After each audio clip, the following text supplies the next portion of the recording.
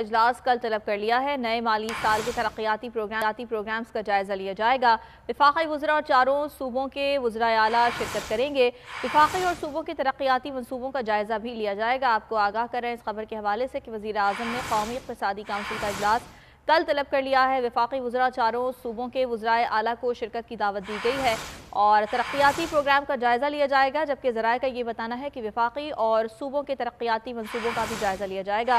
فہد چودھری ہمارے ساتھ موجود ہیں، مزید ان سے جانیں گے۔ جی فہد، اس اجلاس کے حوالے سے اپڈیٹ کیجیے گا مزید۔ جی دیکھیے، وزیر اعظم شہباز شریف نے قومی اقتصادی کونسل کا اہم اجلاس کل طلب کیا ہے۔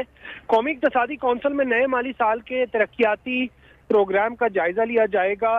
اجلاس میں وفاقی وزراء اور چاروں صوبوں کے وزرائے اعلیٰ شرکت کریں گے۔